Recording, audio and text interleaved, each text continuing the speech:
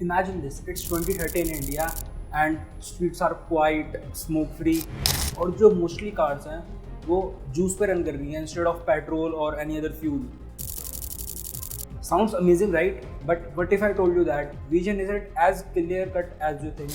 Do you still think EV is the future of India? Let's hit the brake and find out.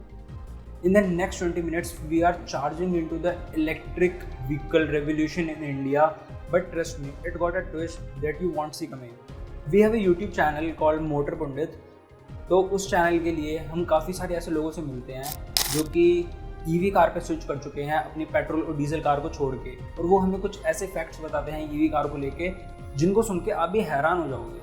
EV car market India के अंदर इतने तेज़ी से expand कर रही है, बट उसी के साथ में काफ़ी सारी एंग्जाइटी भी लोगों को रहती है जो भी ईवी कार को परचेज कर लेते हैं, जैसे कि रेंज एंग्जाइटी सबसे बड़ी, क्योंकि इंडिया के अंदर इंफ्रास्ट्रक्चर धीरे धीरे डेवलप हो रहा है बट इतना भी वास्ट नहीं है कि आपको हर जगह आसानी से ईवी चार्जिंग स्टेशन मिल जाए, या फिर अगर चार्जिंग स्टेशन है भी तो वहाँ पे आपको इलेक्ट्रिसिटी देखने को मिलती है या नहीं, या फिर वो ऑपरेटिंग है भी या नहीं. Next is cost. EV car लेते वक्त हम अपने पेट्रोल कार से काफ़ी ज़्यादा एक बड़ा अमाउंट पे करते हैं, और हमारे माइंड में ये रहता है ईवी कार परचेज करते वक्त कि हम इसको ड्राइव करेंगे तो ये हमें पेट्रोल कार से या फिर डीजल कार से सस्ती पड़ेगी, और उससे हम 2-3 साल के अंदर अपनी जो कॉस्ट है जो फालतू गई है, जो 5 लाख रुपए अपने एक्स्ट्रा पे करे हैं, वो हम रिकवर कर लेंगे. बट क्या आप अपनी कार को इतना ड्राइव करते हो कि आप उससे कॉस्ट रिकवर कर पाओ? By the end you will understand why I am optimistic but honest about India's EV future. Ready to ride? Let's go. Firstly we will talk about market of EV cars in India. India की जो EV market है वो काफ़ी तेज़ी से grow कर रही है. हम आज की डेट में अगर मेट्रो सिटीज़ में रह रहे हैं या फिर एक नॉर्मल छोटे शहर में भी रह रहे हैं तो हम देखेंगे मोस्टली जो रिक्शाज़ हैं वो ई रिक्शाज़ हैं. हमारे जो डिलीवरी पर्सनस होते हैं जोमेटो के या फिर और किसी ब्रांड के जो सर्विसेज प्रोवाइड करवा रहे हैं वो मोस्टली ईवी व्हीकल्स को यूज़ करते हैं. एक डे टू डे ऑफिस जाने वाला पर्सन जो कि एक अपने घर से सीधा ऑफिस जाता है, जिसका एक रूट फिक्स है कि उसको अपने घर से ऑफिस जाना है, तो उसके लिए ईवी व्हीकल काफ़ी ज़्यादा सूटेबल है. And with this there are also bigger vehicles like buses, trucks that are converted into electric. हम देखते हैं काफ़ी सारी ऐसी बसेस हैं जो कि फुल्ली इलेक्ट्रिक हैं, तो that's a big thumbs up for electric vehicles. इसी के साथ में गवर्नमेंट भी अपनी पॉलिसीज़ को काफ़ी ज़्यादा टर्बो चार्ज कर रही है. काफ़ी सारी ऐसी पॉलिसीज़ हैं जो कि ईवी मार्केट को बूस्ट करने में यूज़ हो रही हैं. For example subsidy. इंडिया के अंदर काफ़ी सारे ऐसे स्टेट्स भी हैं जो कि ईवी व्हीकल्स पे सब्सिडी प्रोवाइड करवाते हैं ताकि ज़्यादा से ज़्यादा लोग ईवी व्हीकल्स को परचेज करने के लिए मोटिवेट हो. हालांकि ईवी व्हीकल्स के साथ में आपको काफ़ी सारे इश्यूज़ भी देखने को मिलते हैं, बट हम नंबर्स को इग्नोर नहीं कर सकते. आजकल काफ़ी सारे लोग ईवी व्हीकल्स को परचेज करना पसंद कर रहे हैं. तो अब हम बात करते हैं मिथ्स के बारे में. हम ईवी मार्केट के अंदर काफ़ी सारे मिथ्स देखते हैं जो कि लोगों को मिस इन्फॉर्मेशन प्रोवाइड करवाती हैं. तो अब हम एक एक करके उन सभी मिथ्स को चेक करते हैं. तो जो सबसे पहली मिथ है वो ये है कि ईवी कार्स काफ़ी जल्दी अपनी रेंज को ड्रॉप कर देती हैं और आप बीच रोड पे फंस सकते हो. तो एक्चुअली ऐसा नहीं है.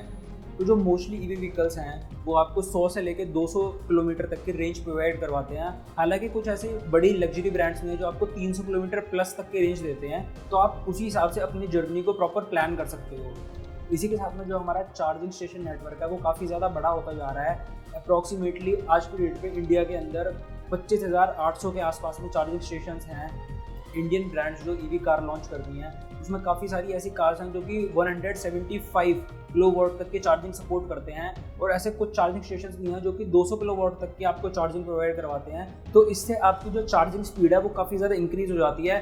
फॉर एग्जांपल आप एक ट्रिप पे जा रहे हैं और आप रास्ते में रुकते हैं खाना खाने के लिए या फिर एक ब्रेक लेते हो, तो इतनी देर में आप अपने व्हीकल को चार्जिंग पर लगा सकते हो, और जितनी देर आप रेस्ट करोगे तो उतनी देर में आपका व्हीकल चार्ज भी हो जाएगा. तो जो सेकंड मिथ है वो ये है कि इलेक्ट्रिक कार की जो कॉस्ट है वो काफ़ी ज़्यादा होती है. हालांकि ये कुछ हद तक सही है, बट इसमें भी एक ट्विस्ट है. ईवी व्हीकल्स इसलिए महंगे होते हैं क्योंकि जो ईवी व्हीकल के अंदर बैटरी यूज़ होती है वो काफ़ी ज़्यादा एक्सपेंसिव होती है. बट जो ईवी व्हीकल्स के अंदर बैटरी यूज़ होती है उसका प्राइस काफ़ी तेज़ी से नीचे आ रहा है, और उसका असर आपके कार के प्राइस पे भी पड़ रहा है. आप देखोगे टाटा ने जो अपनी नेक्सॉन ईवी है और टियागो ईवी है उसके प्राइस के अंदर काफ़ी एक बड़ा ड्रॉप करा है. और आप एमजी को भी देखेंगे, मॉरिस गैराजेस को, तो वो भी अपनी काफ़ी सारी ईवी कार्स के ऊपर 1 लाख तक का डिस्काउंट ऑफर करती है. और इसी के साथ में आप एक अगर ऐसे स्टेट से बिलोंग करते हो जहाँ पे ईवी पे सब्सिडी मिलती है तो वो भी आपके लिए एक बेनिफिट है. और उसी के साथ में जो ईवी की रनिंग कॉस्ट है वो काफ़ी ज़्यादा कम होती है एज़ कम्पेयर टू पेट्रोल और डीजल। ईवी कार की जो रनिंग कॉस्ट है वो अप्रॉक्सीमेटली 1 to 1.5 रुपये पड़ती है। बट ये चीज़ डिपेंड करती है कि आप अपने व्हीकल को कहाँ पे चार्ज कर रहे हो। फॉर एग्जांपल आप अपने व्हीकल को घर पे चार्ज करते हो तो आपको जो इलेक्ट्रिसिटी कॉस्ट पड़ेगी वो पर यूनिट आपको कम पड़ेगी एज़ कम्पेयर टू अगर आप एक फास्ट चार्जिंग स्टेशन पे अपने व्हीकल को चार्ज करते हो। नॉर्मली अगर हम जो देखें तो जो इलेक्ट्रिसिटी प्राइस है वो घर पे काफ़ी कम होता है, अप्रॉक्सीमेटली 7 रुपये से लेके 9 रुपये 10 रुपये के आसपास होता है। वहीं अगर हम एक फास्ट चार्जिंग स्टेशन पे जाते हैं तो हमें जो इलेक्ट्रिसिटी पर यूनिट प्राइस है वो 20-22 रुपये भी देखने को मिल सकता है। कुछ ऐसे चार्जिंग स्टेशन हैं जहाँ पे आपको 20 से लेके 22-23 रुपये तक भी आपको पर यूनिट कॉस्ट पड़ सकती है।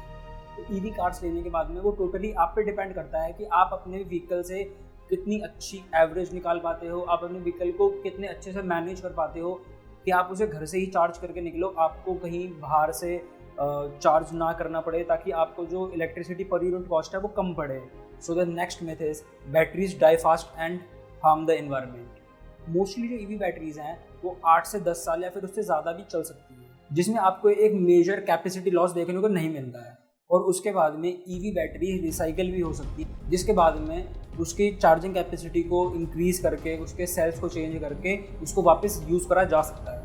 और इंडिया के अंदर बैटरी रिसाइकलिंग प्लांट्स भी बनाए जा रहे हैं। और अगर हम ईवी यूज़ कर रहे हैं तो हमारा ज़ीरो टेल पाइप पॉल्यूशन होता है, मतलब कि हमारी कार से कोई धुआं नहीं निकलता है।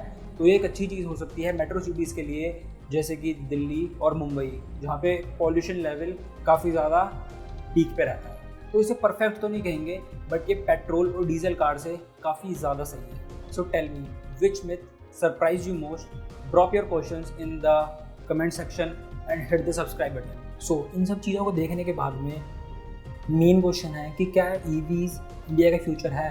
The answer is yes, EV is a big part of India's future. EV vehicles India के अंदर ऑलरेडी काफ़ी डिमांड में हैं। They are getting cheaper, cleaner, cooler day by day. We can see millions of EVs on road and this number is only growing and that number will only grow.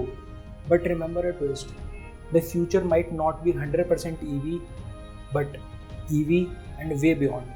There are emerging ideas, hydrogen fuel cells, synthetic fuel and a lot more. Thanks for watching. If this video got you thinking, share it with friends and drop in the comments, what does your ideal future on road looks like? Me, I'm betting it has at least few electric wheels on road. See you next time.